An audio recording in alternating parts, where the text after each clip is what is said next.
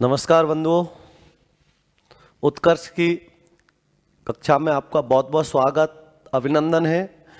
पिछली कक्षा में जैसे कि हमने पढ़ा था स्वर और व्यंजन, स्वरों की परिभाषा पढ़ ली थी, व्यंजनों की परिभाषा पढ़ ली थी, वर्णों की संख्या, कुल वर्णों की संख्या, ये बहुत सारी बातें हम कर चुके थे। मैंने आपको बताया था हिंदी वर्णमाला में वर्णों की संख्या 44 होती है और कुल वर्णों की संख्या 52 होती है। 44 कैसे होती है? 11 स्वर और 33 व्यंजन होते हैं। और कुल वर्णों की संख्या 52 कैसे होती है? 11 स्वर होते हैं, 33 व्यंजन होते हैं, 2 अयोगवा वर्ण होते हैं, 2 उत्क्षिप्त वर्ण होते हैं और 4 संयुक्त व्यंजन होते हैं। इस प्रकार कुल वर्णों की संख्या 52 होती है।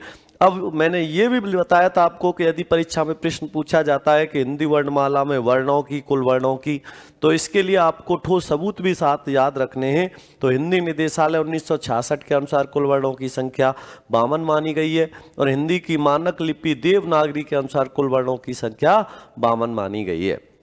यहां तक हम पढ़ चुके थे। अब इसके आगे ध्यान से समझना है, ध्यान रखना है। अब इसके आगे हम जो पढ़ेंगे वो पढ़ेंगे स्वरों का वर्गीकरण। सबसे पहले करेंगे स्वरों का वर्गीकरण, उसके बाद में करेंगे व्यंजनों का वर्गीकरण। स्वरों का वर्गीकरण, और वर्गीकरण के आधार पर स्वरों को 5 भागों में बांटा गया है। कितने भागों में बांटा गया है? इसके कितने भेद करेंगे? 5। स्वरों के वर्गीकरण के आधार पर 5 भेद कर देते हैं और वो कौन कौन से होते हैं ध्यान से समझना।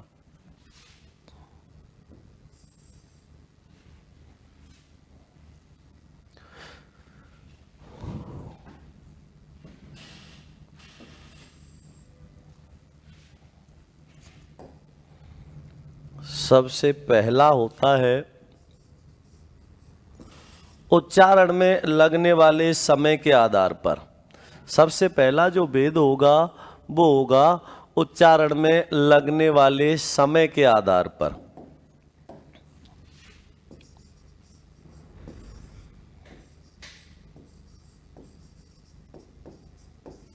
उच्चारण में लगने वाले समय को कह देते हैं उच्चारण अवधि के आधार पर। उच्चारण अवधि के आधार पर।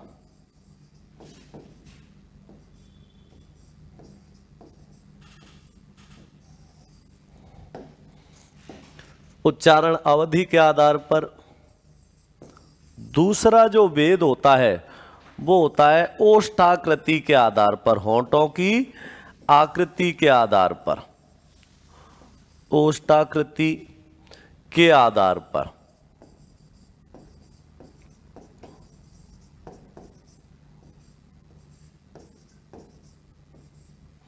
तीसरा जो भेद होता है वो होता है मुखाकृति के आधार पर। तीसरा भेद कौन सा होता है? मुखाकृति के आधार पर से पहले जिह्वा की क्रियाशीलता, ये लिख लें, जिह्वा की क्रियाशीलता के आधार पर। जिह्वा की क्रियाशीलता के आधार पर। चौथा जो भेद कर देते हैं हम वो करते हैं मुखाकृति के आधार पर। मुखाकृति के आधार पर। इसे तालु की स्थिति के आधार पर भी कह देते हैं, मुखाकृति के आधार पर। और जो 5वां भेद करते हैं वो होता है नासिका के आधार पर।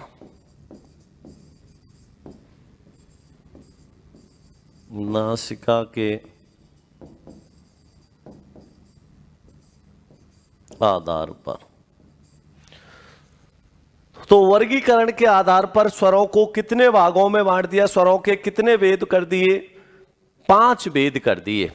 तो वर्गीकरण के आधार पर स्वरों के 5 भेद होते हैं, या इसको ऐसे लिखते हैं 5 भागों में बांटा जाता है।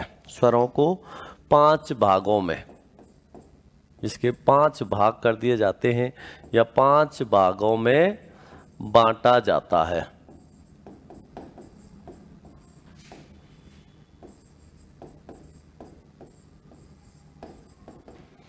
वर्गीकरण के आधार पर स्वरों को 5 भागों में बांटा जाता है। 5 भाग कौन कौन से हैं? सबसे पहला उच्चारण अवधि, अवधि कहते हैं। एक तो होती है अवधि,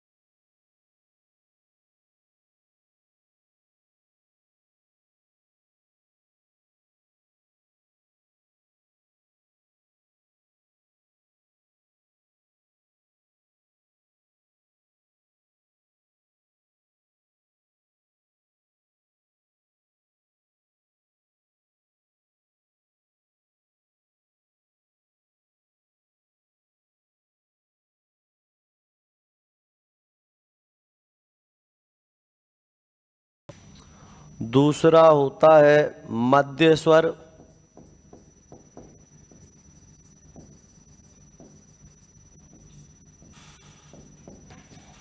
और तीसरा होता है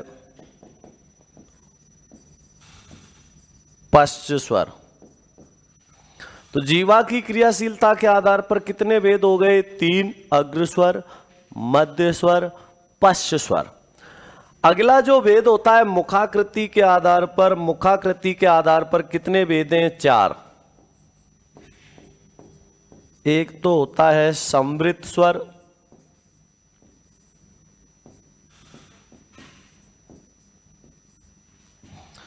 समृद्ध स्वर। दूसरा होता है अर्ध समृद्ध स्वर, समृद्ध स्वर, अर्ध समृद्ध स्वर।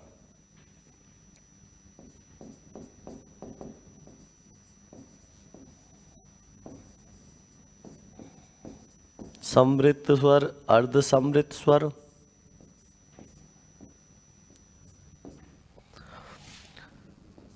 तीसरा होता है विवृत स्वर, और चौथा होता है अर्ध विवृत स्वर, अर्ध विवृत स्वर।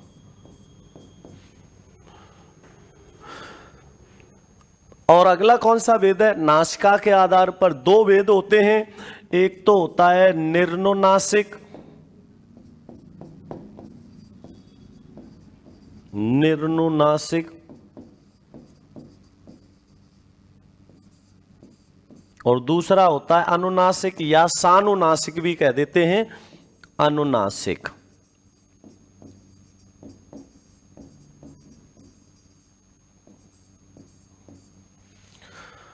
तो वर्गीकरण के आधार पर स्वरों को हमने कितने भागों में बांट दिया? 5। 5 कौन कौन से हैं ये आपके सामने हैं, इनका विशेष ध्यान रखना है।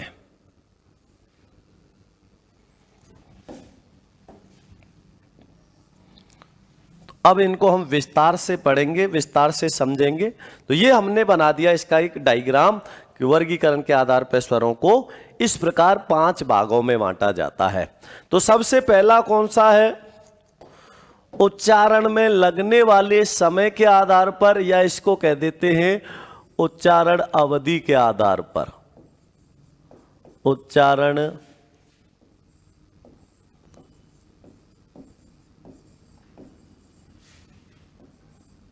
अवधि के आधार पर, उच्चारण अवधि के आधार पर सबसे पहला कौन सा है? उच्चारण अवधि के आधार पर जो सबसे पहला भेद होगा वो कौन सा होगा? लघु स्वर। लघु स्वर। अब देखिए लघु स्वर क्या होते हैं, किसे कहते हैं लघु स्वर?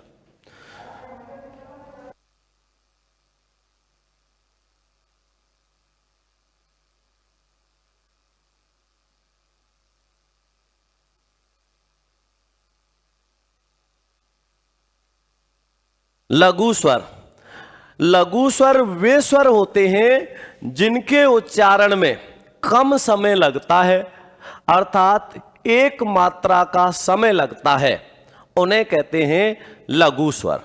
तो लिखिए, इसमें लिखिए, पहले एक बार थोड़ा सा समझ लो लघु स्वर और दीर्घ स्वर क्या होते हैं। वे स्वर जिनके उच्चारण में कम समय लगता है, अर्थात एक मात्रा का समय लगता है, उन्हें कहते हैं लघु स्वर। उन्हें क्या कहते हैं? लघु स्वर। तो ए, ई, उ और री, इनके उच्चारण में एक मात्रा का समय लगता है, अर्थात कम समय लगता है। जैसे हम बोलेंगे अ और एक बोलेंगे आ, तो ए की अपेक्षा दीर्घ आ में दुगना समय लग रहा है, ए और ई, इस प्रकार। तो लघु स्वर वे स्वर होते हैं जिनके उच्चारण में कम समय लगता है, अर्थात तो वे स्वर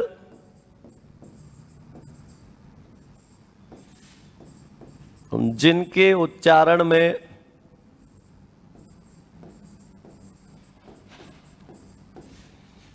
वे स्वर जिनके उच्चारण में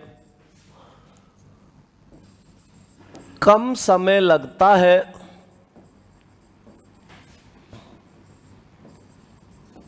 कम समय लगता है, अर्थात एक मात्रा का समय लगता है,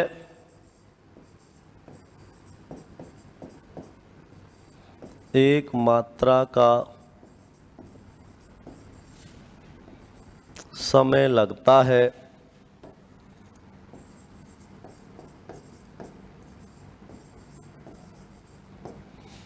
लघु स्वर कहलाते हैं।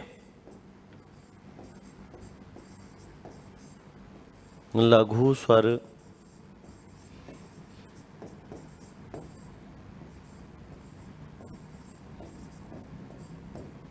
वे स्वर जिनके उच्चारण में एक मात्रा का समय लगता है, लघु स्वर कहलाते हैं। कौन से होते हैं लघु स्वर? जैसे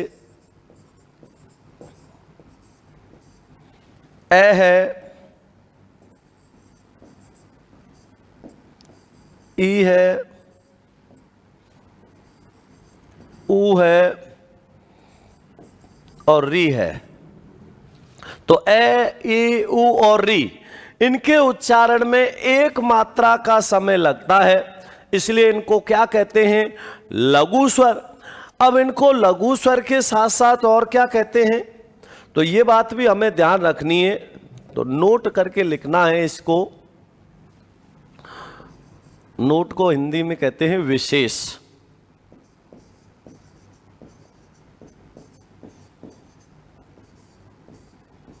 विशेष, और विशेष करके इसमें लिखेंगे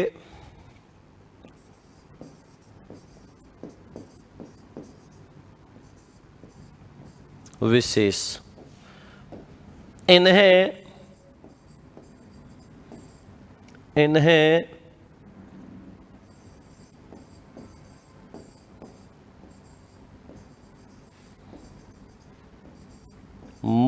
मूल स्वर और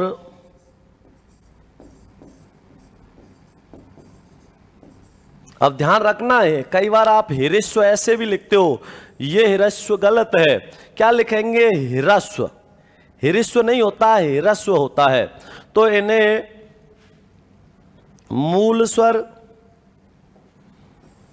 और हिरस्व स्वर भी कहते हैं। इन्हें मूल स्वर या हिरस्व स्वर भी कहते हैं। अब क्यों कहते हैं इन्हें मूल स्वर और इनको क्यों कहते हैं हिरस्व स्वर, ध्यान से समझना। मूल का मतलब होता है जो मुख्य होता है, जिससे और सबका निर्माण होता है। तो मूल स्वर क्यों कहते हैं? जैसे मैंने कहा मूल पुरुष। अब मूल पुरुष किसको कहेंगे? मनु को, क्योंकि सारे मानव किससे बने? मनु से। तो मूल पुरुष कौन हुआ? मनु। इसलिए मनु धन ए मानव बनता है। तो मूल पुरुष जैसे मनु है, वैसे ही ए, ई, उ और री ये क्या कहलाते हैं? मूल स्वर कहलाते हैं। क्यों कहलाते हैं मूल स्वर? कारण समझिए ध्यान से। जैसे मैंने लिखा ए, ई, ओ और री। अब जितने भी स्वर हैं वो सभी स्वर किससे बने हैं? इन्हीं से बने हैं। जब सभी स्वर इन्हीं से बने हैं, इसलिए इनको क्या कहा जाएगा? मूल स्वर। कैसे बने हैं कि ए और ए मिलके बन गया आ, ई और ई मिलके बन गई दीर्घ ई, उ और उ मिलके बन गया दीर्घ उ, ए और ई मिलके क्या बन गए? ए और उ मिलके क्या बन गया? ओ। ए और ए मिलके क्या बन गया? आई। और ए और ओ मिलके क्या बन गया? औ। तो इन्होंने खुद ने ही सारे स्वरों का निर्माण किया है, नहीं किया? सारे स्वर इन्हीं से बने हैं, नहीं बने? जब सारे स्वर इन्हीं से बने हैं तो इनको क्या कहा जाएगा? मूल स्वर कहा जाएगा, क्योंकि इन्होंने स्वयं ने ही सारे स्वरों का निर्माण किया है। सारे स्वरों का निर्माण इन्होंने स्वयं ने ही किया है, इसलिए इन्हें क्या कहा जाता है? मूल स्वर कहा जाता है। और इन्हीं को हिरस्व स्वर कह देते हैं तत्सम। तो इस बात का विशेष ध्यान रखना है कि इन्हें लघु स्वर, मूल स्वर या हिरस्व स्वर भी कहते हैं। ये बात भी आपको अच्छे से पता होना चाहिए। तो ये तो हो गया अभी लघु स्वर के बारे में। अब इसके बाद में जो दूसरा है वो कौन सा है? दीर्घ स्वर। दूसरा कौन सा है? दीर्घ स्वर। और दीर्घ स्वर क्या होते हैं? वे स्वर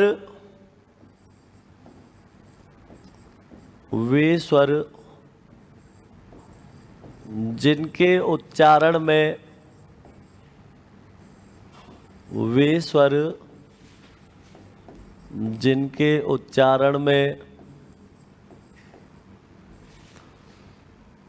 दुगना समय लगता है। जिनके उच्चारण में, ऐसे लिख लो, जिनके उच्चारण में लघु स्वरों की तुलना में, लघु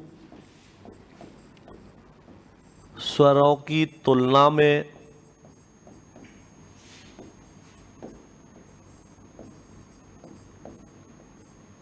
दुगना समय लगता है,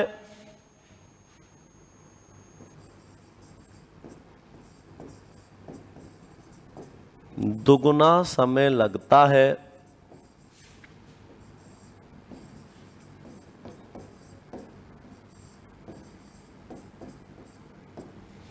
दीर्घ स्वर कहलाते हैं।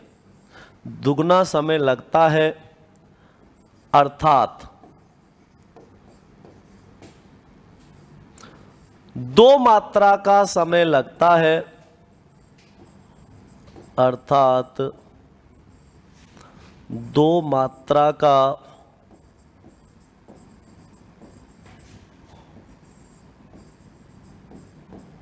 समय लगता है दीर्घ स्वर कहलाते हैं। दीर्घ स्वर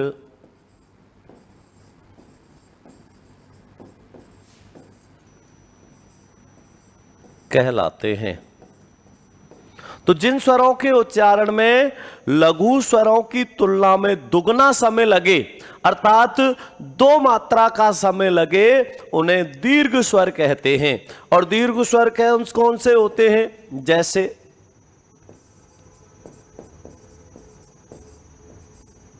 जैसे दीर्घ आ, दीर्घ ई और दीर्घ उ,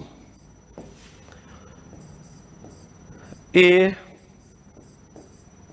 आई, ओ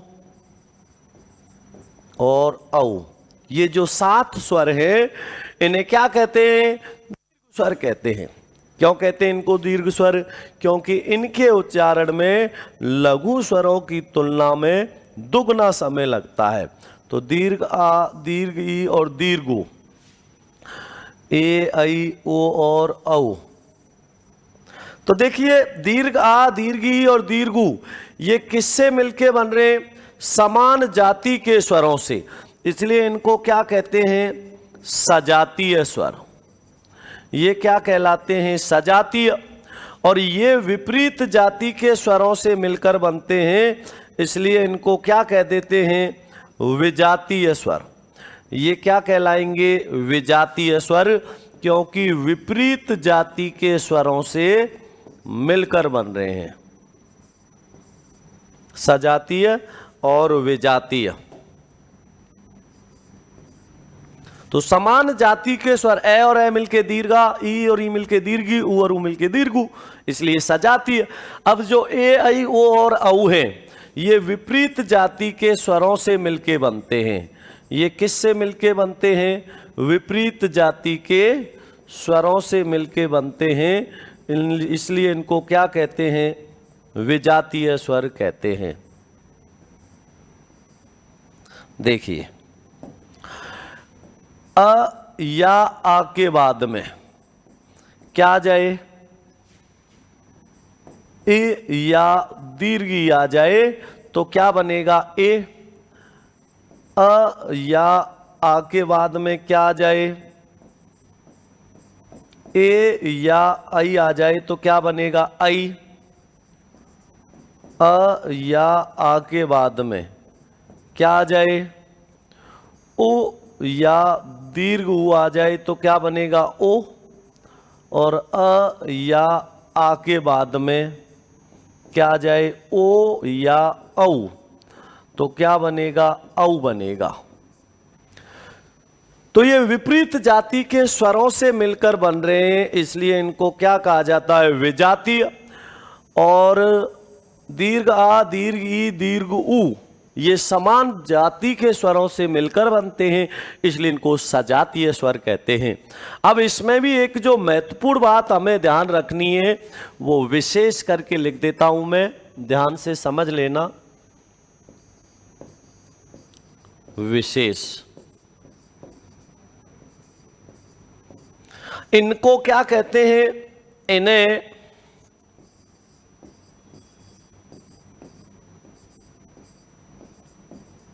संधि स्वर भी कहते हैं। इन्हें संधि स्वर भी कहते हैं। जो उपनाम है वो विशेष ध्यान रखने हैं आपको। इन्हें संधि स्वर भी कहते हैं क्योंकि इनमें संधि हो रही है, नहीं हो रही? लेकिन दीर्घा, दीर्घी और दीर्घु, इनमें भी संधि हो रही है, इनमें भी संधि होती है। लेकिन ए, ई, उ और री में कोई संधि होती है क्या? इनमें कोई संधि नहीं होती, इसलिए ये क्या कहलाते? मूल स्वर और ह्रस्व स्वर। इनको संधि स्वर नहीं कहते। प्रश्न पूछा जा सकता है कि निम्नलिखित में से संधि स्वर है? विकल्प में दे दिया ए, उ और ए, तो ए संधि स्वर होगा। ए, ई, उ और ई ये संधि स्वर नहीं होते, क्योंकि इनमें कोई संधि हो रही है क्या? नहीं हो रही। लेकिन यहां पर आ, ए और ए मिलके दीर्घा बन रहा है, ए आ के बाद ए आया तो दीर्घा, दीर्घी, तो इनमें संधि होती है, उनमें संधि नहीं होती, इसलिए इन्हें संधि स्वर भी कहते हैं। तो इस बात का भी विशेष ध्यान रखना है। तो ये हो गए दीर्घ स्वर और लघु। अब ध्यान रखना प्लुत स्वर का। प्लुत स्वर क्या है? वे स्वर जिनके उच्चारण में लघु स्वरों की तुलना में तिगुना समय लगे, 3 मात्रा का समय लगे, उसे प्लुत स्वर कहते हैं। प्लुत स्वर में जैसे ओम, तो ओम किस में आएगा? प्लुत स्वर में, क्योंकि ओम के उच्चारण में लघु स्वरों की तुलना में तिगुना समय लगता है, इसलिए प्लुत स्वर कहलाता है। तो यह बात भी आपको अच्छे से पता होना चाहिए। तो लघु स्वर और दीर्घ स्वर ये हो गए उच्चारण में लगने वाले समय या उच्चारण अवधि के आधार पर। दूसरा जो भेद होता है वो होता है ओष्ठाकृति के आधार पर। दूसरा जो भेद होता है वो किसके आधार पर है? ओष्ठाकृति के आधार पर।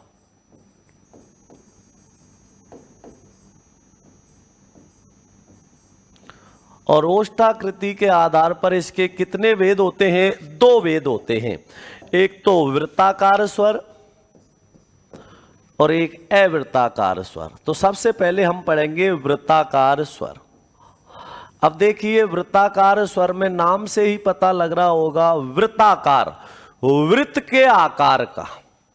तो वे स्वर जिनके उच्चारण में जो होंठ हैं वो किसके आकार के हो जाएं? ओष्ठ। ओष्ठों की आकृति किसके अनुसार हो जाए? वृत्त के अनुसार। वृत्ताकार है और वृत्त के अनुसार ना होके फैले रहे, अवृत्ताकार है। तो वृत्ताकार स्वर क्या होंगे? वे स्वर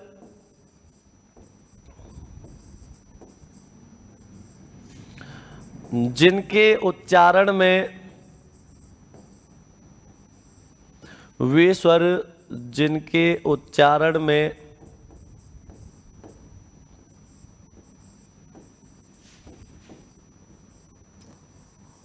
होंठों की आकृति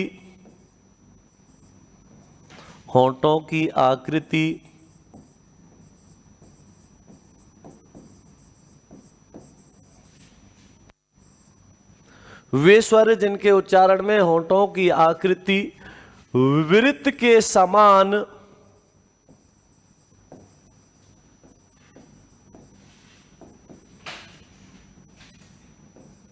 गोल हो जाती है,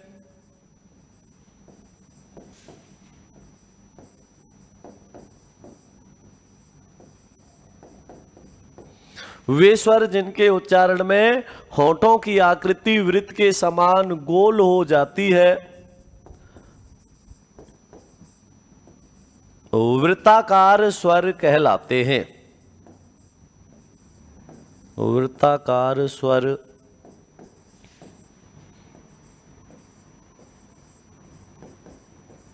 कहलाते हैं। तो जिनके उच्चारण में होंठों की आकृति किसके समान हो जाए? वृत्त के समान, वृत्ताकार स्वर कहलाते हैं। अब वृत्ताकार स्वर कौन कौन से होंगे? जैसे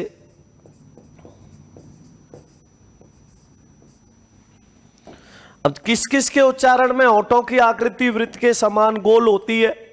तो ऐसे शुरू करेंगे, ए, आ, ए, ई, ऊ में हुई, ऊ दीर्घ ऊ में हुई, री, ए, आई, ओ, औ।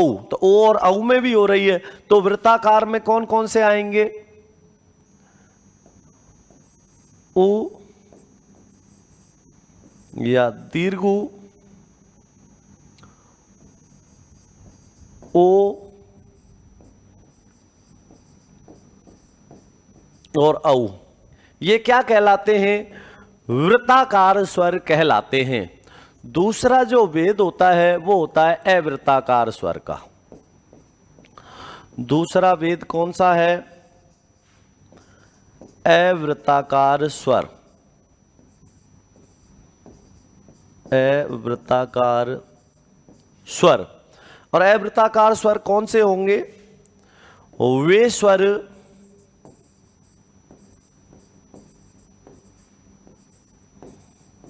जिनके उच्चारण में वे स्वर जिनके उच्चारण में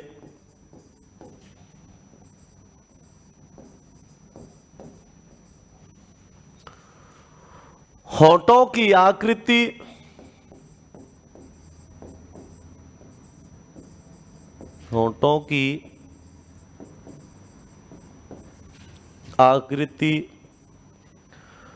वृत्त के समान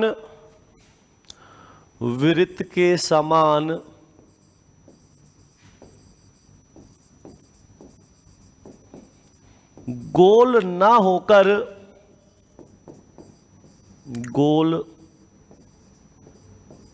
होकर फैले रहते हैं, गोल ना होकर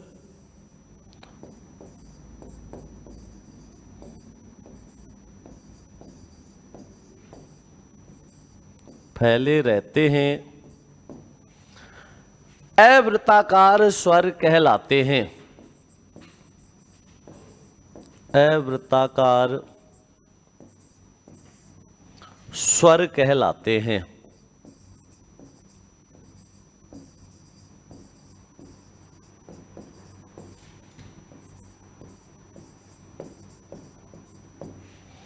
वे स्वर जिनके उच्चारण में होठों की आकृति वृत्त के समान गोल ना होकर फैले रहते हैं, अवृत्ताकार स्वर कहलाते हैं। और अवृत्ताकार स्वर कौन से होते हैं?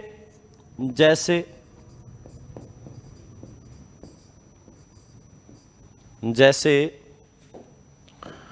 ए, आ, ई, दीर्घ और री, ए, आई, ये क्या कहलाते हैं? अवृत्ताकार स्वर। क्योंकि जब हम इनका उच्चारण करते हैं तो होंठों की आकृति वृत्त के समान गोल ना होकर होंठ फैले रहते हैं। जैसे मैंने बोला आ और एक बोला ऊ, तो आ और ऊ में अंतर आ रहा नहीं आ रहा? आ में तो होंठ फैल रहे और ऊ में गोल हो रहे, तो जिसमें गोल होंगे वह वृत्ताकार होगा और जिनमें गोल नहीं हो, फैले रहे, वो अवृत्ताकार हो जाते हैं। तो वे स्वर जिनके उच्चारण में होठों की आकृति वृत्त के समान गोल हो जाती है, वृत्ताकार, और वे स्वर जिनके उच्चारण में होठों की आकृति वृत्त के समान गोल ना होकर फैले रहते हैं, अवृत्ताकार स्वर कहलाते हैं।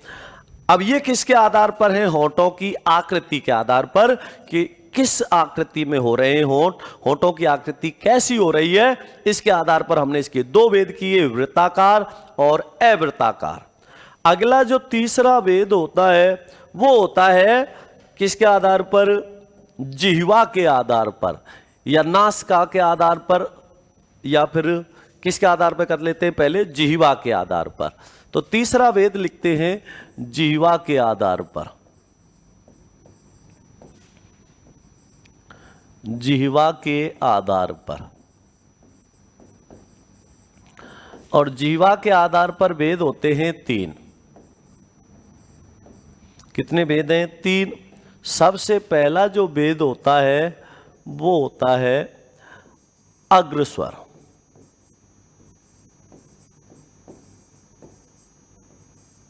सबसे पहला भेद कौन सा है? अग्रस्वर। तो वे स्वर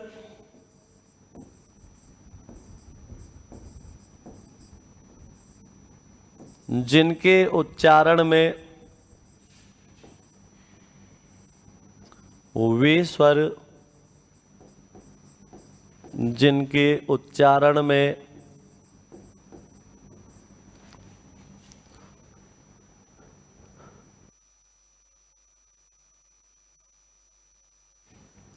जिह्वा का,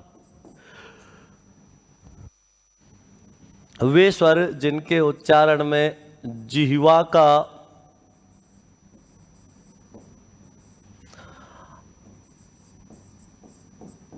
अगला भाग सक्रिय रहता है, वे स्वर जिनके उच्चारण में जिह्वा का अगला भाग सक्रिय रहता है या क्रियाशील रहता है। अगला भाग क्रियाशील रहता है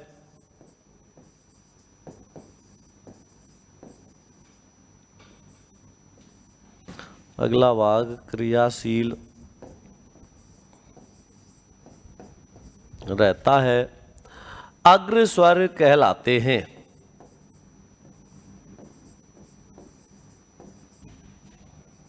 अग्र स्वर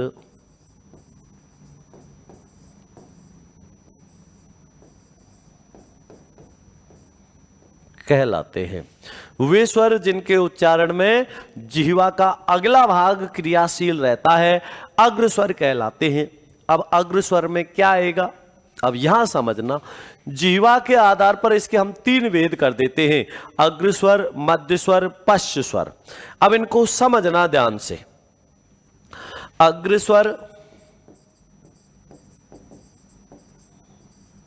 मध्य स्वर और पश्च स्वर।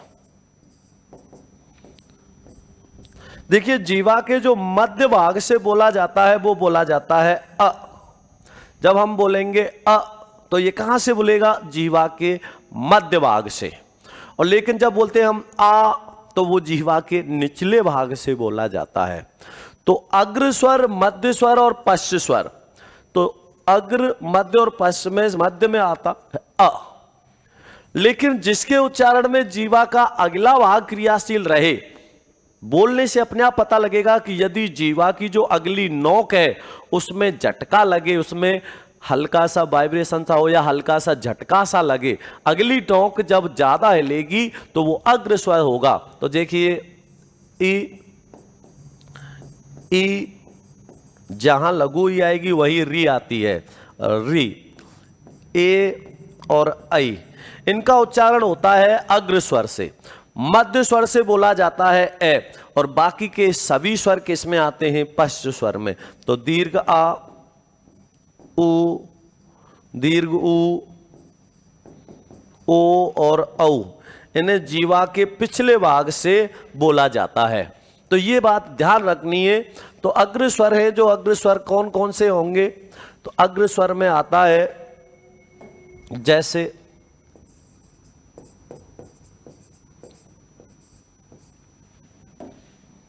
जैसे ए, दीर्घी, री,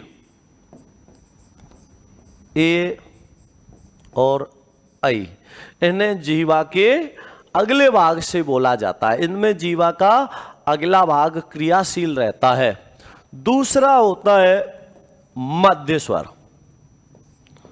दूसरा कौन सा है, मध्य स्वर।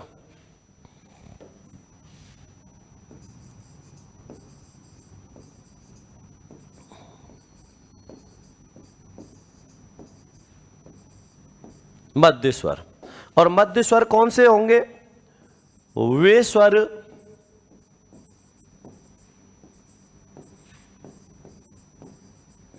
जिनके उच्चारण में, वे स्वर जिनके उच्चारण में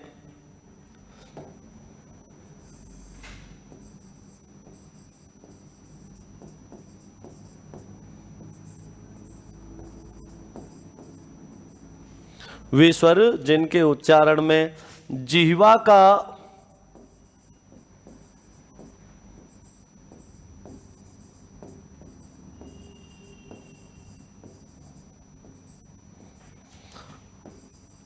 मध्य भाग क्रियाशील रहता है, मध्य भाग क्रियाशील रहता है,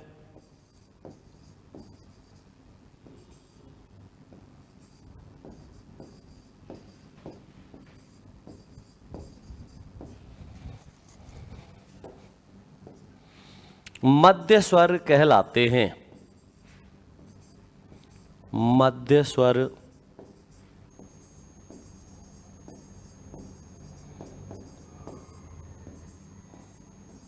कहलाते हैं। और मध्य स्वर कौन सा होता है? जैसे, और मध्य स्वर में क्या आएगा? अ। आ जिह्वा के मध्य भाग से बोला जाता है। जैसे हम बोलते हैं ना अ, तो अ कहां से बोला जाएगा? जिह्वा के मध्य भाग से। अगला जो तीसरा वेद है वो होता है पश्च स्वर। तीसरा वेद कौन सा है? पश्च स्वर।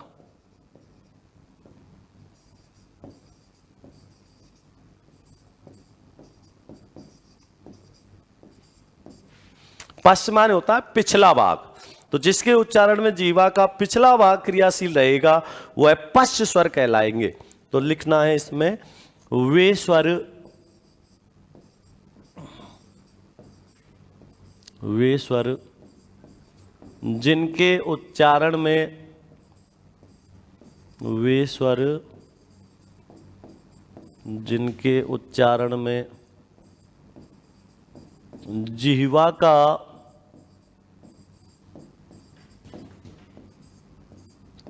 पश्च भाग, पश्च का मतलब होता है पिछला,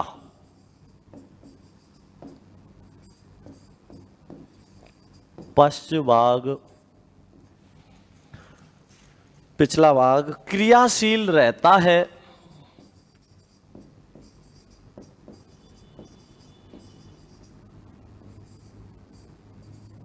क्रियाशील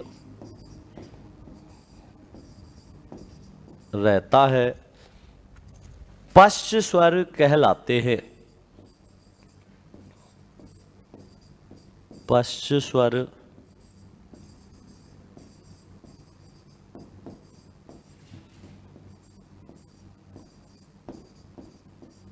कहलाते हैं। और पश्च स्वर कौन कौन से होते हैं? जैसे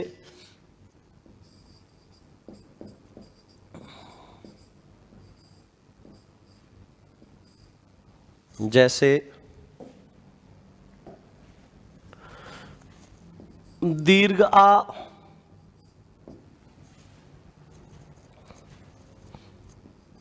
उ, दीर्घ उ, ओ और औ, इन्हें जीवा के पश्च भाग से बोला जाता है। इन्हें जीवा के पश्च भाग से। तो अग्र स्वर में कौन कौन से आते हैं? लघु उई, दीर्घ ई, री, ए और आई। मध्य स्वर में आता है अ, और बाकी सभी स्वर दीर्घ आ, दीर्घ आ के बाद में ओ, उ, ओ और औ, ये कहां आते हैं? पश्च भाग में। इन्हें कहां से बोला जाता है? जीवा के पिछले भाग से, इसलिए इनको पश्च स्वर कहते हैं। तो ये ध्यान रखना। ये हो गए जीवा की क्रियाशीलता के आधार पर, जीवा के आधार पर या जीवा की क्रियाशीलता के आधार पर, जिसमें जीवा क्रियाशील रहती है। अगला जो चौथा महत्वपूर्ण भेद होता है वो होता है मुखाकृति के आधार पर। मुखाकृति के आधार पर,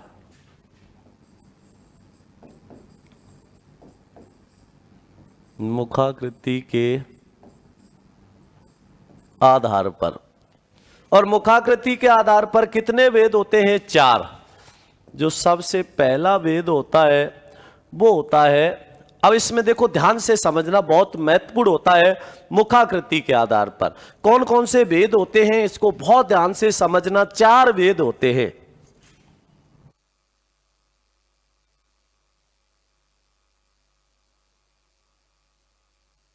मुखाकृति के आधार पर 4 वेद होते हैं। 4 वेद कौन कौन से होते हैं समझना। देखो, एक तो होता है समृत, एक अर्ध समृत, विवृत और अर्ध विवृत।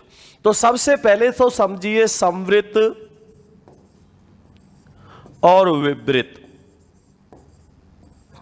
समृत और विवृत दोनों में क्या आ रहा है? वृत आ रहा है। दोनों में क्या आ रहा है? वृत। एक में तो आ रहा है सम और एक में आ रहा है वी। एक में आ रहा है वी। अब देखिए, सम उपसर्ग का अर्थ होता है समान। सम का अर्थ क्या होता है? समान।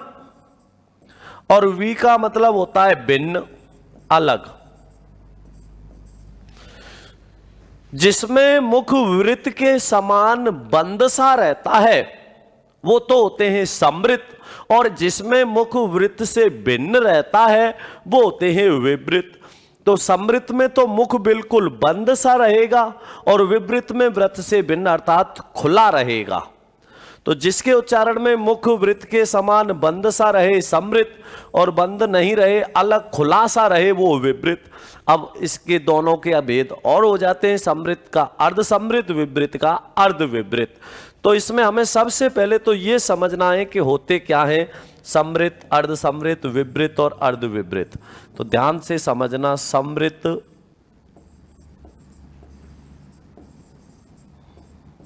अर्ध समृत, विवृत,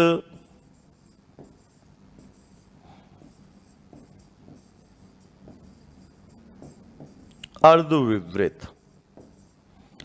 अब इनको ध्यान से समझोगे तो एक बार में ही समझ आ जाएंगे समृत, विवृत, समृत, अर्ध समृत, विवृत और अर्ध विवृत क्या होते हैं। अब ध्यान से समझना, देखिए समृत, अर्ध समृत, विवृत, अर्ध विवृत। विवृत का अर्थ होता है खुला हुआ, विवृत का अर्थ क्या होता है खुला हुआ। तो जिसके उच्चारण में मुख सबसे ज्यादा खुलता है उसे कहते हैं विवृत। जिसके उच्चारण में मुख सबसे ज्यादा खुलता है उसको कहते हैं विवृत। तो सबसे ज्यादा मुख किसके उच्चारण में खुलता है? दीर्घा। और इसकी तुलना में आधा किस में खुलता है? अर्ध विवृत में। तो विवृत की तुलना में आधा किस में खुला? अर्ध विवृत में। तो विवृत, विवृत के बाद में क्या आया? अर्ध विवृत। अब बात करेंगे समृत की। तो ए के बाद में आया आ के बाद में क्या आती है? ए दीर्घी, उ दीर्घ उ, और जहां लघु ई आएगी वहीं री आएगी। तो ए ई उ और री ये आ गए समृत में।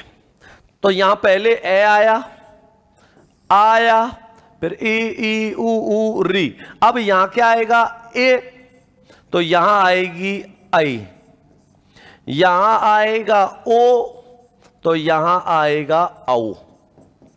इस प्रकार हमने इनका किसके आधार पर? मुख की आकृति के आधार पर या तालु की स्थिति के आधार पर कितने भेद कर दिए? 4। इसे तालु की स्थिति के आधार पर भी कह देते हैं। तो इस प्रकार इसको हमने 4 भागों में बांट दिया, समृत, अर्ध समृत, विवृत, अर्ध विवृत में। तो विवृत का अर्थ होता है खुला हुआ, जिसके उच्चारण में मुख सबसे ज्यादा खुलता है दीर्घा। इसकी तुलना में आधा खुलेगा, तो आधा होता है दीर्घा का आधा ए। अब ए आ गया, दीर्घा आ गया, तो अब आएंगे समृत पे। तो समृत में आएंगे ई उ और री। अब इसके बाद में अर्ध समृत पे आए, तो अमृत समृत में आया ए, तो यहां आ गई आई, यहां आया ओ, तो यहां आ गया औ। ये होता है मुख की आकृति के आधार पर। और मुख की आकृति के आधार पर 4 वेद हैं। तो सबसे पहला वेद होता है समृत स्वर। सबसे पहला वेद कौन सा है? समृत स्वर।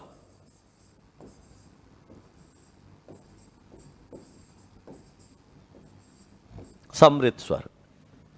तो समृत स्वर की क्या परिभाषा होगी? वे स्वर जिनके उच्चारण में, वे स्वर जिनके उच्चारण में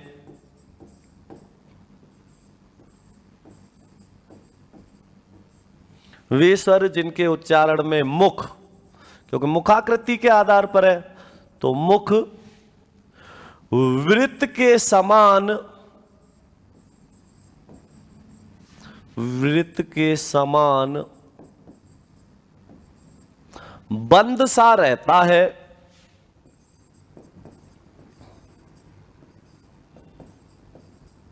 बंद सा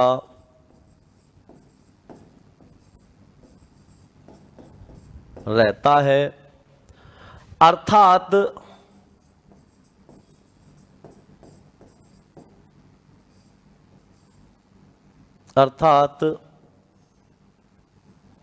सबसे कम खुलता है, अर्थात सबसे कम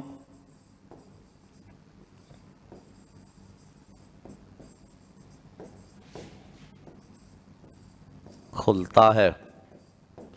वे स्वर जिनके उच्चारण में मुख वृत्त के समान बिल्कुल बंद सा रहे क्या कहलाएंगे? समृत स्वर कहलाते हैं, अर्थात सबसे कम खुलता है, समृत स्वर कहलाते हैं। समृत स्वर कहलाते हैं।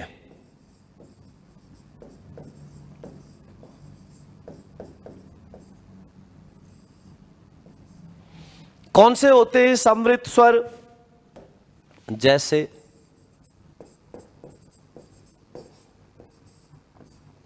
अब बिल्कुल सबसे कम मुख किसके उच्चारण में खुलता है?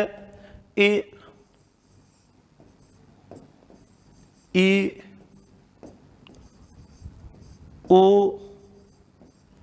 ऊ और री, इनके उच्चारण में मुख सबसे कम खुलता है, बिल्कुल बंद सा रहता है। जैसे बोल के देखेंगे हम ई, ऊ, री, लेकिन जब बोलेंगे हम आ पूरा खुला, अ इसकी तुलना में आधा, लेकिन जब मैंने कहा ए, आई, ओ, औ, तो इस प्रकार ध्यान रखना है।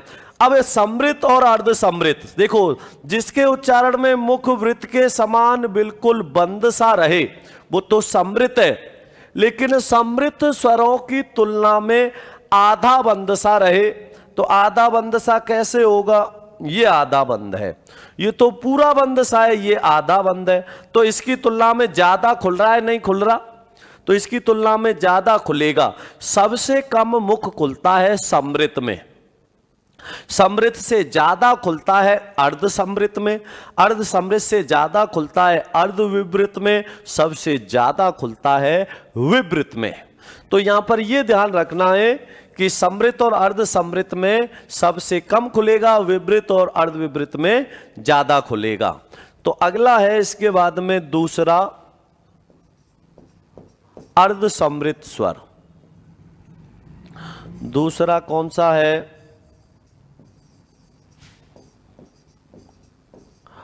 अर्ध समृत स्वर।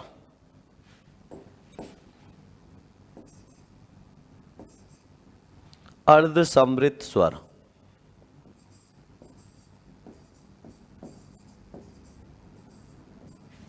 अर्ध समृत स्वर। तो अर्ध समृत स्वर क्या होते हैं? वे स्वर जिनके उच्चारण में मुख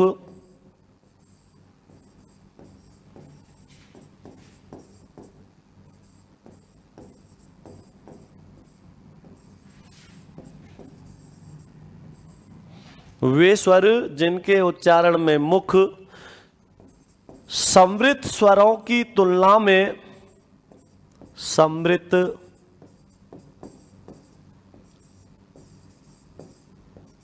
स्वरों की तुलना में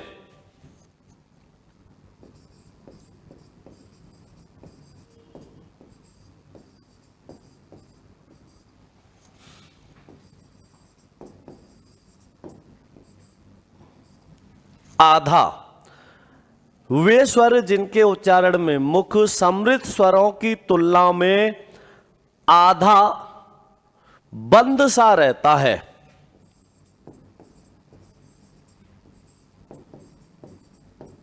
बंद सा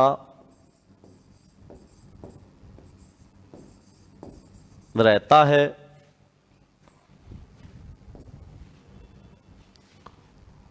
वे स्वर जिनके उच्चारण में मुख समृत स्वरों की तुलना में आधा बंद सा रहता है, अर्ध समृत स्वर कहलाते हैं। अर्ध समृत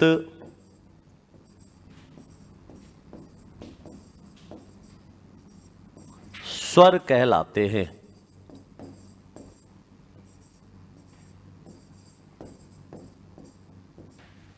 अर्ध समृत स्वर कहलाते हैं।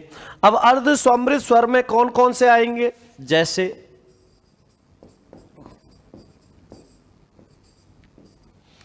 तो अर्ध समृत में आते हैं ए और ओ, ए और ओ, ए और ओ किस में आएंगे? अर्ध समृत में, क्योंकि इनके उच्चारण में समृत स्वरों की तुलना में आधा बंद सा रहता है, मुख्य समृत स्वरों की तुलना में आधा बंद रहता है, इसलिए इनको क्या कहते हैं? अर्ध समृत स्वर कहते हैं। ये बात आपको विशेष ध्यान रखनी है।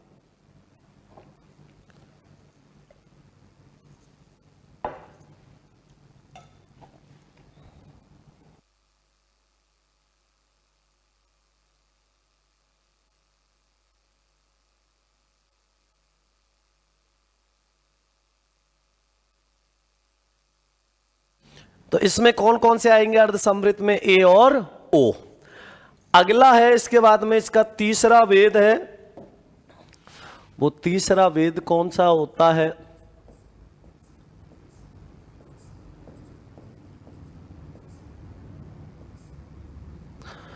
विवृत स्वर। तीसरा वेद होता है विवृत स्वर।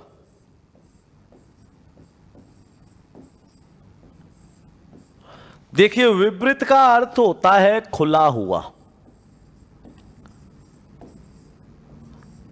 विवृत का अर्थ क्या होता है? विवृत का अर्थ होता है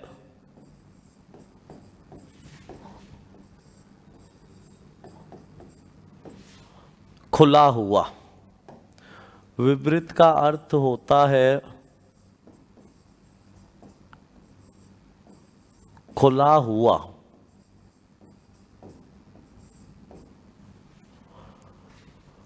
विवृत का अर्थ होता है खुला हुआ,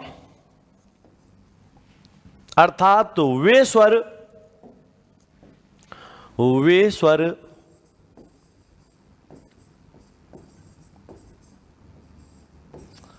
जिनके उच्चारण में मुख, वे स्वर जिनके उच्चारण में मुख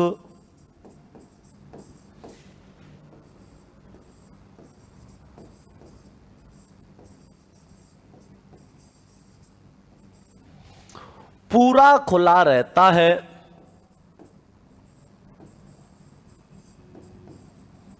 पूरा खुला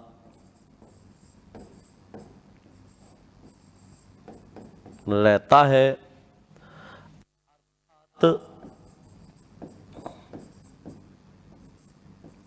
अर्थात सबसे ज्यादा खुलता है।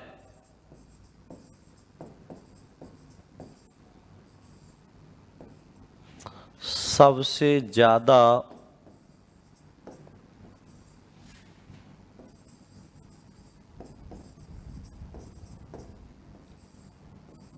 खुलता है, विवृत स्वर कहलाते हैं।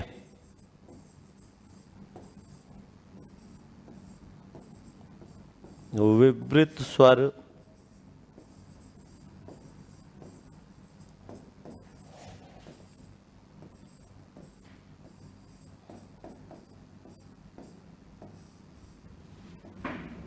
कहलाते हैं। और विवृत स्वर कौन कौन से होंगे? जिसके उच्चारण में मुख सबसे ज्यादा खुलेगा। और सबसे ज्यादा मुख किसके उच्चारण में खुलता है? दीर्घ आ। क्या आएगा इसमें? दीर्घ आ, क्योंकि दीर्घ आ के उच्चारण में मुख सबसे ज्यादा खुलता है, तो इसलिए ये दीर्घ आ किस में आएगा? विवृत में। तो वे स्वर जिनके उच्चारण में मुख पूरा खुला रहे, अर्थात सबसे ज्यादा खुलता है, विवृत स्वर कहलाते हैं। तो विवृत स्वर कौन सा होता है? दीर्घ आ होता है। तो दीर्घ आ किस में आएगा? विवृत स्वर में। अगला होता है अर्धविवृत। अगला कौन सा है? अर्धविवृत स्वर।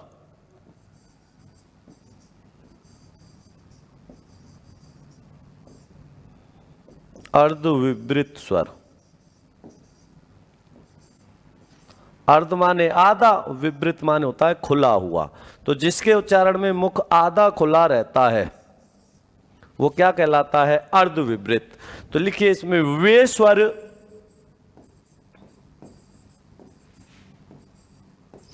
जिनके उच्चारण में, वे स्वर जिनके उच्चारण में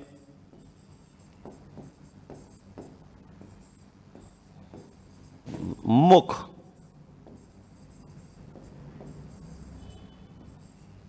वे स्वर जिनके उच्चारण में मुख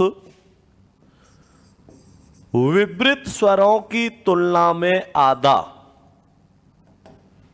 विवृत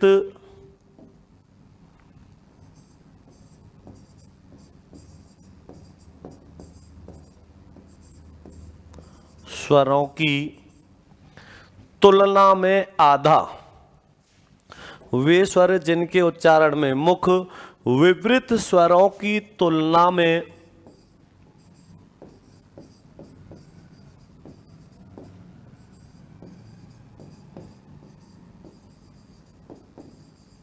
आधा और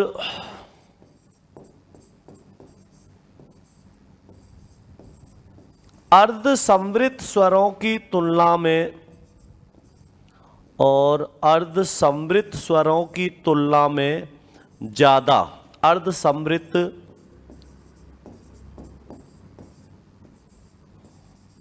स्वरों की तुलना में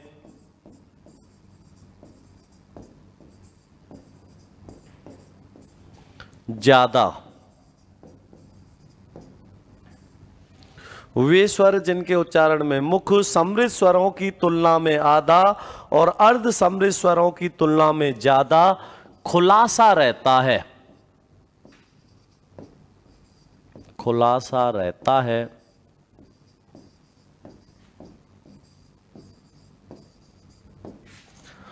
अर्ध विवृत स्वर कहलाते हैं।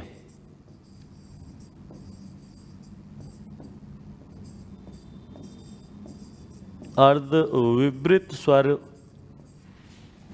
अर्ध विवृत स्वर कहलाते हैं।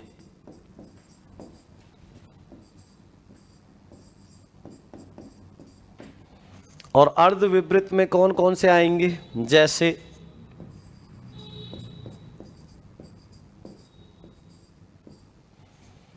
अर्ध विवृत में कौन कौन से आएंगे, जैसे ए, आई और औ, ये किस में आते हैं, अर्ध विवृत में। तो सबसे ज्यादा किस में खुलता है, विवृत में। सबसे कम किस में खुलता है, समृत में। समृत से ज्यादा किस में खुलता है, अर्ध समृत में। और अर्ध समृत से ज्यादा खुलता है अर्ध विवृत में। तो हम इसको इस प्रकार से कह सकते हैं, सबसे कम मुख किस में खुलता है, समृत में। समृत से ज्यादा किस में खुलता है, अर्ध समृत में। अर्ध समृत से ज्यादा अर्ध विवृत में, और सबसे ज्यादा विवृत में खुलता है। इस प्रकार हमने मुख की आकृति के आधार पर स्वरों को कितने भागों में बांट दिया, 4 भागों में, समृत, अर्ध समृत, विवृत, अर्ध विवृत। अगला जो वेद है वो किसके आधार पर है, नासिका के आधार पर। अगला किसके आधार पर होता है, नासिका के आधार पर।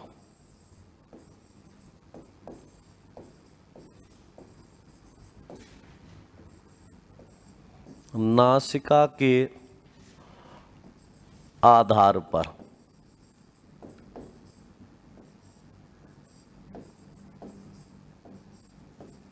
और नासिका के आधार पर कितने वेद हैं, 2 वेद होते हैं। एक तो होता है निर्नुनासिक, एक होता है सानुनासिक। तो सबसे पहला वेद है निर्नुनासिक।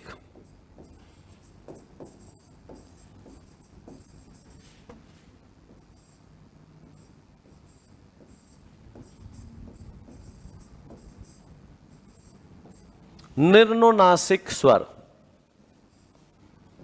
और निर्नुनासिक स्वर कौन से होते हैं, जिनके उच्चारण में नासिका का प्रयोग नहीं किया जाता, वो कहलाते हैं निर्नुनासिक। और जिनके उच्चारण में नासिका का प्रयोग किया जाता है, अर्थात जिन्हें नासिका के सहित बोला जाता है, वो कहलाते हैं अनुनासिक या सानुनासिक। तो निम्नासिक स्वर कौन से होते हैं? वे स्वर जिनके उच्चारण में वे स्वर जिनके उच्चारण में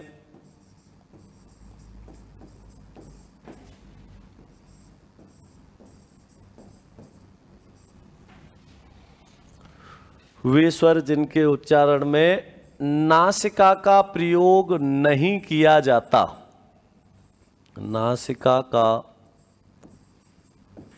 प्रयोग नहीं किया जाता,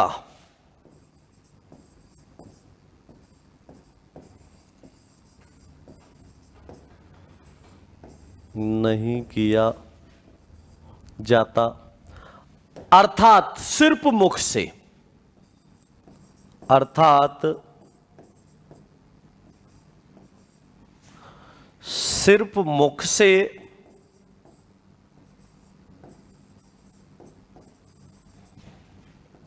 सिर्फ मुख से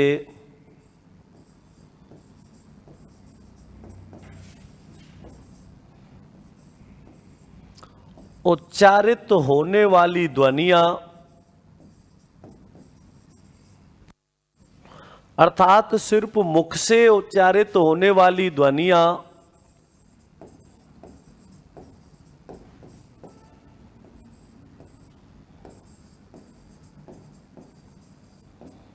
निम्नासिक कहलाती हैं,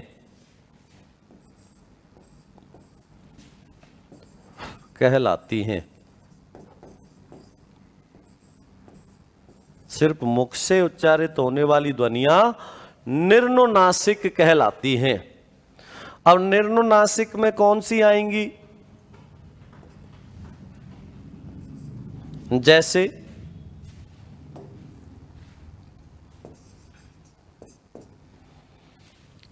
जैसे लिख सकते हैं, जैसे सभी स्वर, सभी स्वर क्या कहलाते हैं? निम्नासिक कहलाते हैं। सभी स्वर क्या कहलाते हैं? निम्नासिक कहलाते हैं, क्योंकि स्वरों के उच्चारण में नासिका का प्रयोग ही नहीं होता। कहां से बोले जाते हैं? सिर्फ मुख से। क्या स्वरों के उच्चारण में नासिका का प्रयोग होता है क्या? नहीं होता। स्वतंत्र रूप से उच्चारित होने वाली ध्वनियां होती हैं स्वर, इसलिए इन्हें निम्नासिक कहा जाता है। दूसरा जो इसका भेद होता है वो होता है अनुनासिक। दूसरा भेद कौन सा होता है? अनुनासिक।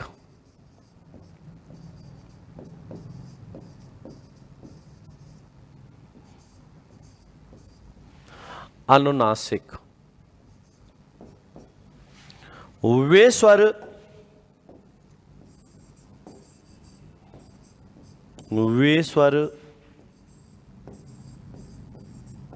जिनके उच्चारण में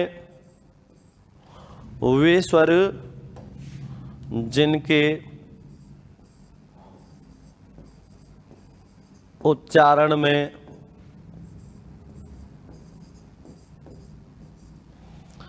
वे स्वर जिनके उच्चारण में मुख के साथ साथ, या वे स्वर जिनके उच्चारण में नासिका का प्रयोग किया जाता है, नासिका का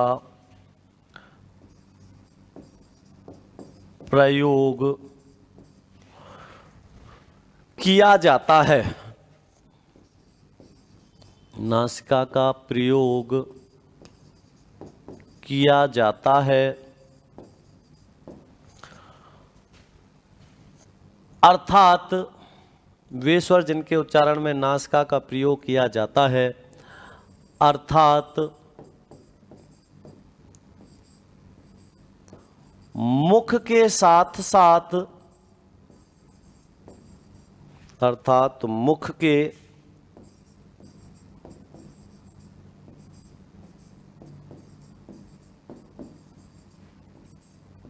साथ साथ नासिका से भी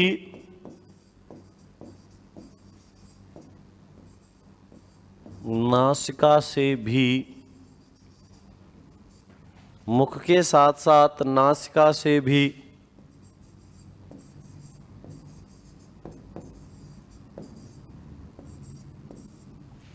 उच्चारित होने वाली ध्वनियां,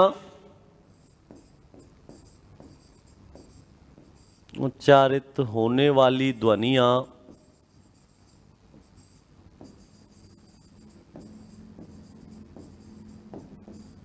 मुख के साथ साथ नासिका से भी उच्चारित होने वाली ध्वनियां निर्नुनासिक कहलाती हैं।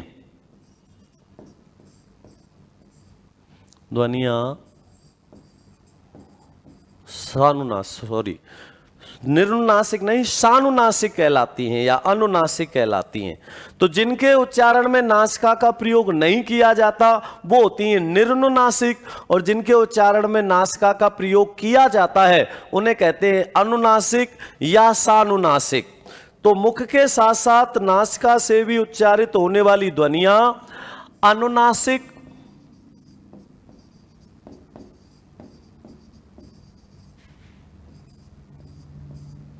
या सानुनासिक कहलाती हैं। अनुनासिक या सानुनासिक कहलाती हैं। और सानुनासिक या अनुनासिक में कौन सी आएंगी?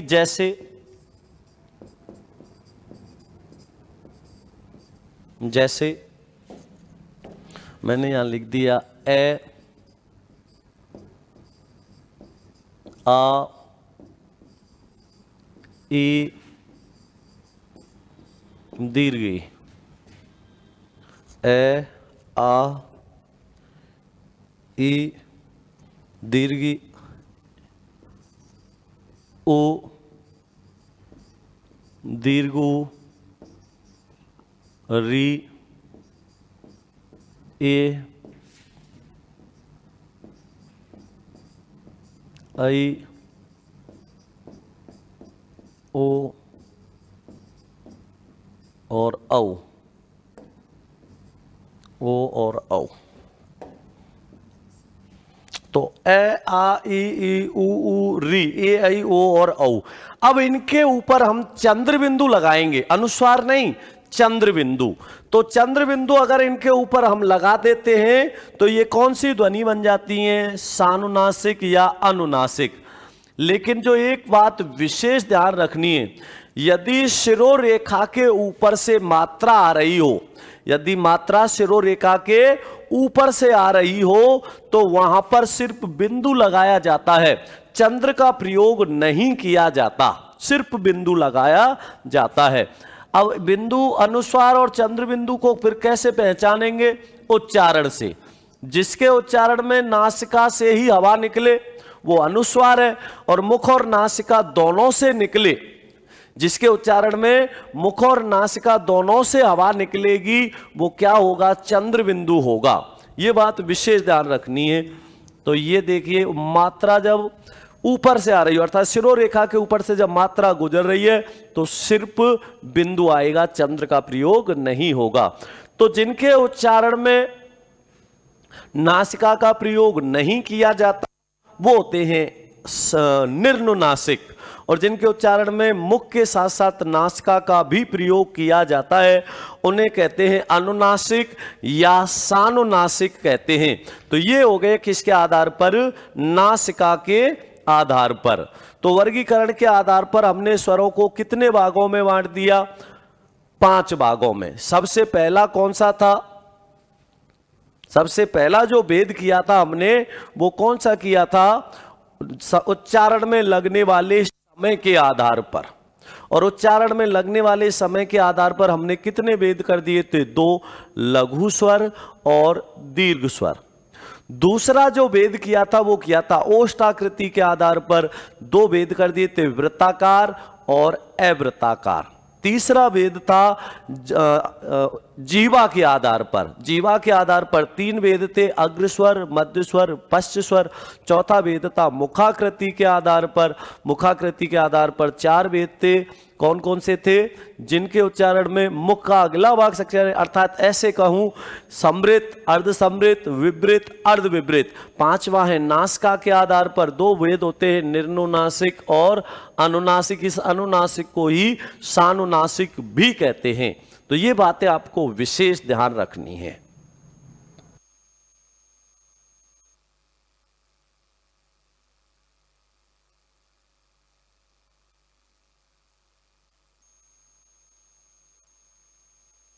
तो अगला है जो वेद, वो हम पढ़ेंगे व्यंजनों का वर्गीकरण। ये तो किसका था? स्वरों का वर्गीकरण था, और वर्गीकरण के आधार पर हमने स्वरों को बहुत अच्छे से समझ लिया। अब है व्यंजनों का वर्गीकरण, और वर्गीकरण के आधार पर व्यंजनों को हम 8 भागों में बांट देते हैं। कितने भागों में? 8 भागों में। कैसे कैसे होता है, ध्यान से समझना।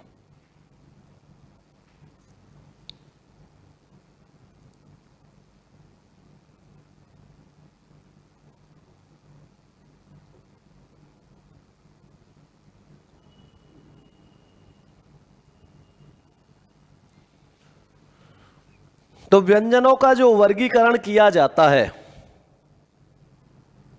व्यंजनों का जो वर्गीकरण किया जाता है वो 2 आधारों पर किया जाता है, 2 प्रकार से किया जाता है। व्यंजनों का जो वर्गीकरण किया जाता है वो 2 प्रकार से किया जाता है। तो मैं यहां लिख रहा हूं व्यंजनों का वर्गीकरण।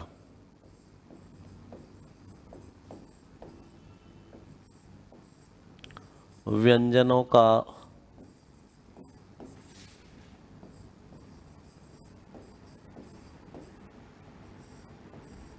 वर्गीकरण।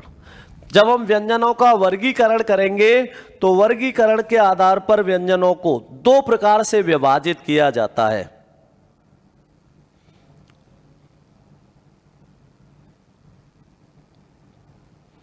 तो 2 प्रकार कौन से हैं? एक तो उच्चारण स्थान के आधार पर, एक प्रयत्न के आधार पर। तो व्यंजनों का वर्गीकरण करेंगे तो इसको 2 प्रकार से बांटा जाएगा।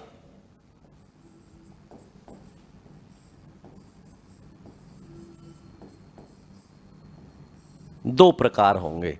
अब वो 2 प्रकार कौन कौन से होंगे, ये ध्यान से समझना है। 2 प्रकार कौन कौन से होंगे, ये समझना ध्यान से।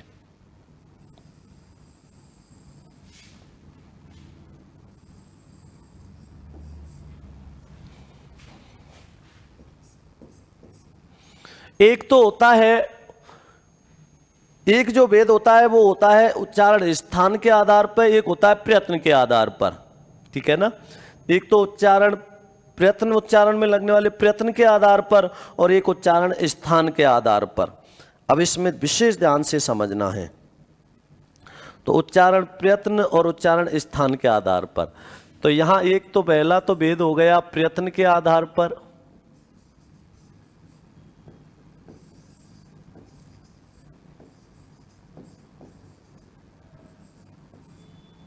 और दूसरा भेद हो गया स्थान के आधार पर। तो उच्चारण में लगने वाले प्रयत्न के आधार पर और उच्चारण स्थान के आधार पर। इस प्रकार से लिख लेते हैं, उच्चारण में लगने वाले प्रयत्न या उच्चारण प्रयत्न के आधार पर, उच्चारण प्रयत्न के आधार पर। दूसरा है उच्चारण स्थान के आधार पर, उच्चारण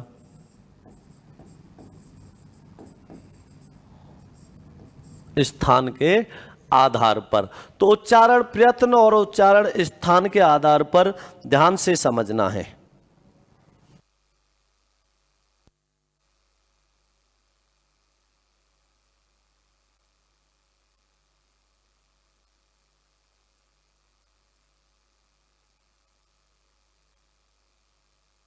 उच्चारण प्रयत्न के आधार पर जो भेद हैं वो कौन कौन से भेद होते हैं, ये हमें ध्यान से समझना है।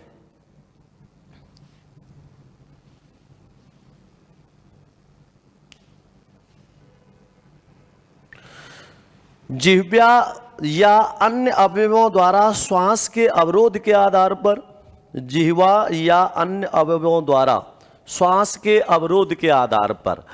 तो इसमें देखिए सबसे पहले जो हम करेंगे भेद वो कौन सा होगा, जिह्वा या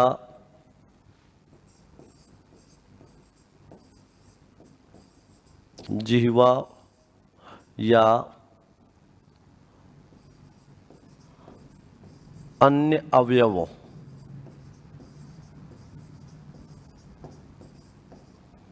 जिह्वा या अन्य अवयवों। अब देखिए या तो जिह्वा या अन्य अवयवों द्वारा श्वास के अवरोध के आधार पर, अन्य अवयवों द्वारा श्वास के अवरोध के आधार पर, श्वास के अवरोध के आधार पर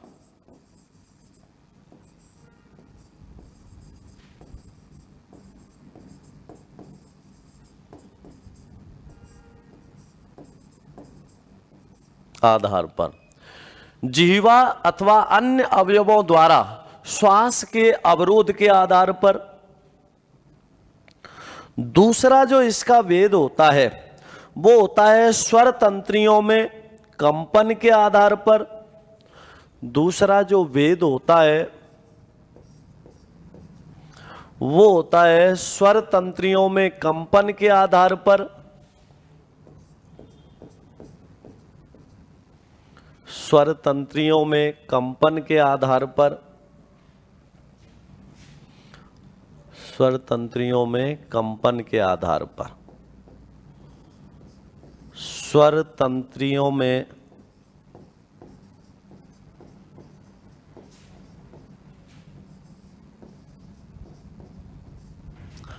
कंपन के आधार पर, स्वर तंत्रियों में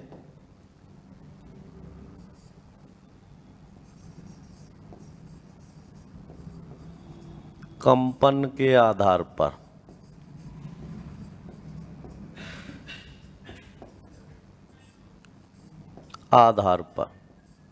और इसके बाद में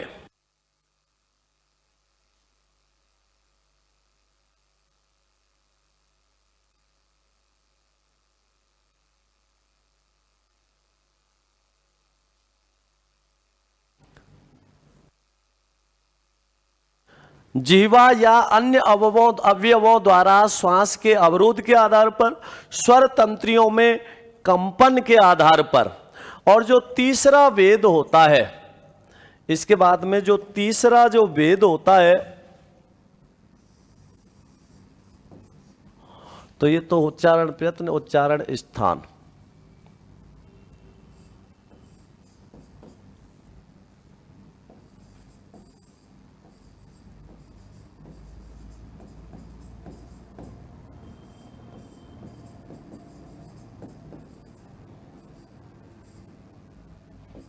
उच्चारण स्थान के आधार पर।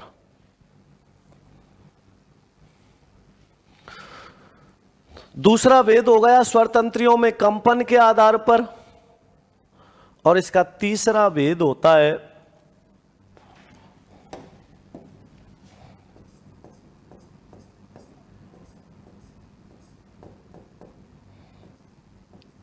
तीसरा भेद कौन सा होता है, प्राणवायु।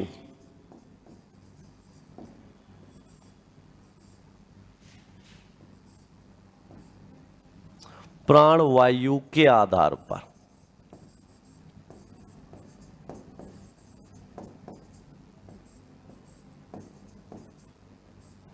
प्राणवायु के आधार पर।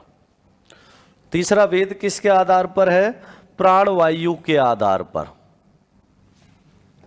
प्राणवायु के आधार पर। जिह्वा या अन्य अवयवों द्वारा श्वास के आधार पर जो भेद होते हैं वो कितने भेद होते हैं, जिह्वा या अन्य अवयवों द्वारा श्वास के आधार पर जो भेद, श्वास के अवरोध के आधार पर भेद होते हैं 8। कितने भेद होते हैं, 8 भेद होते हैं।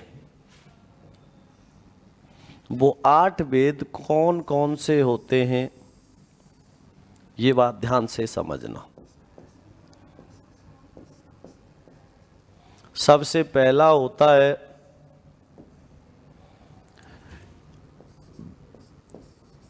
स्पर्शी, दूसरा होता है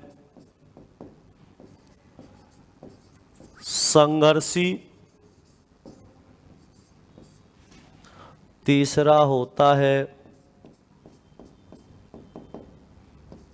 स्पर्श संघर्षी,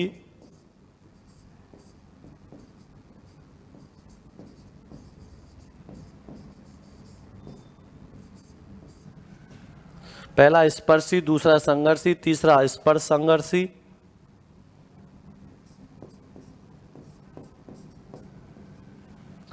चौथा होता है नासिक्य।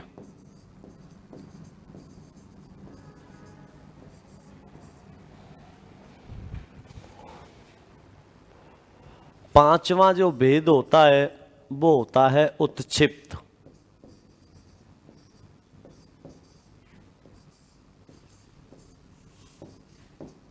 छठा भेद होता है प्रकंपित।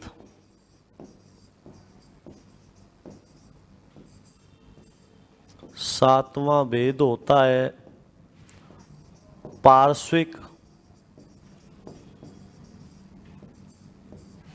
और आठवां भेद होता है संघर्षहीन।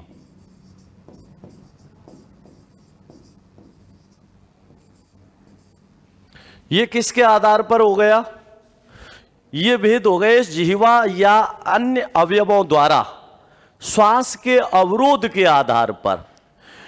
जिह्वा अथवा अन्य अवयवों के द्वारा श्वास के अवरोध के आधार पर कितने भेद हो गए? 8। स्पर्शी, संघर्षी, स्पर्श संघर्षी, नासिक्य, उत्क्षिप्त।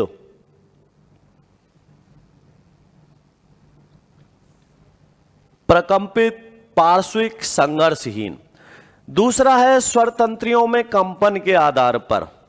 और स्वर तंत्रियों में कंपन के आधार पर जो भेद होते हैं वो कितने भेद होते हैं? 2 भेद होते हैं। कितने भेद हैं? 2। 2 भेद कौन कौन से होते हैं?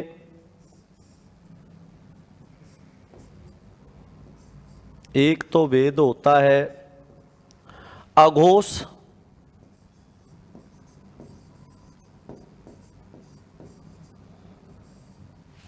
और जो दूसरा भेद होता है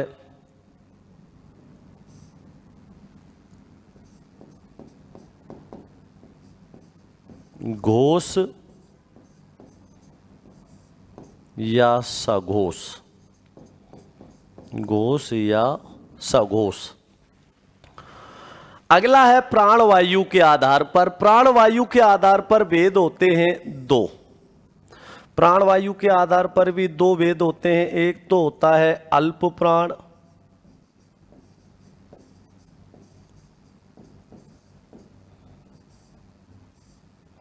और जो दूसरा भेद होता है वो होता है महाप्राण। अल्प प्राण और महाप्राण। अगला भेद है वो है उच्चारण स्थान के आधार पर। और उच्चारण स्थान के आधार पर जो इसके भेद होते हैं वो भेद होते हैं 11। उच्चारण स्थान के आधार पर कितने भेद होंगे? 11 भेद होते हैं। 11 कौन कौन से होते हैं ये बात भी ध्यान से समझनी है।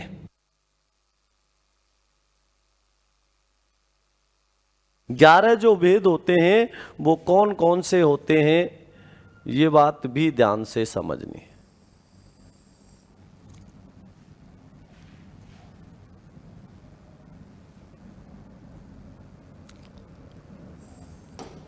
जो 11 भेद हैं वो कौन कौन से हैं ध्यान से समझिए। सबसे पहला जो भेद होता है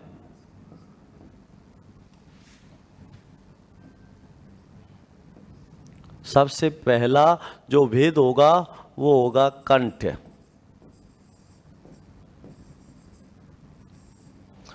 दूसरा वेद होता है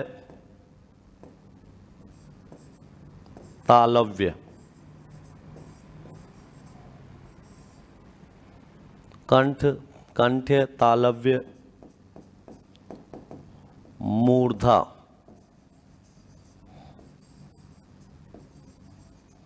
मूर्धन्य। चौथा वेद होता है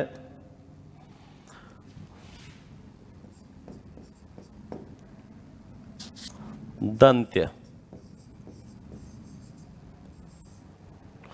पांचवा वेद होता है ओष्ठ्य।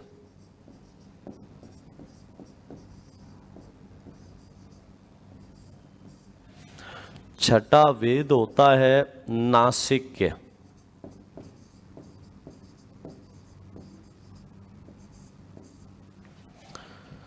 सातवां भेद होता है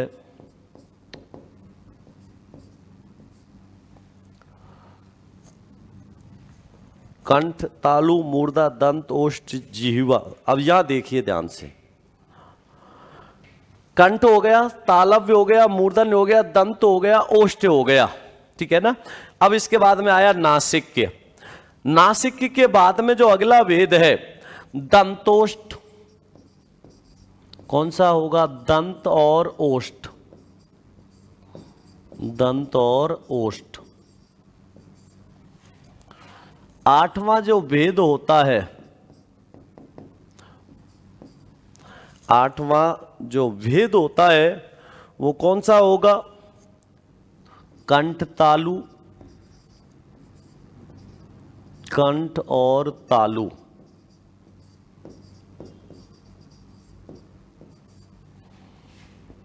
नौवां जो वेद होता है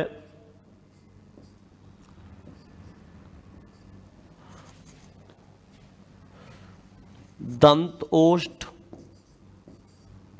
दंत और ओष्ठ।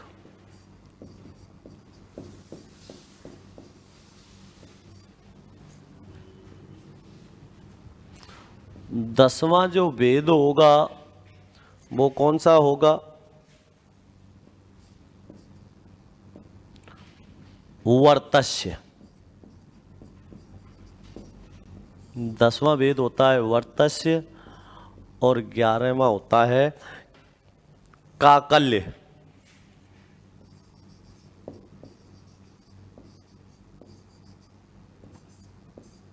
काकल्य। इस प्रकार कितने वेद हो गए? 11। तो ये क्या हो गया? व्यंजनों का वर्गीकरण। संपूर्ण व्यंजनों का जब हमने वर्गीकरण किया तो इसे कितने भागों में बांट दिया? 2 भागों में। एक तो उच्चारण में लगने वाले प्रयत्न, उच्चारण प्रयत्न के आधार पर, दूसरा उच्चारण स्थान के आधार पर।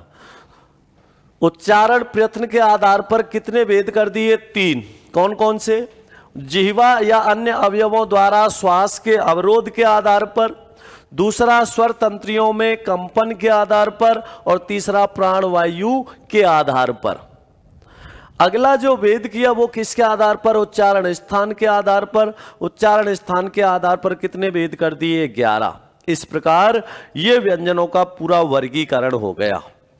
ये क्या है? व्यंजनों का पूरा वर्गीकरण है। ये पूरा डायग्राम बन गया व्यंजनों का। तो यहां तक समझ में आ गया होगा सभी के।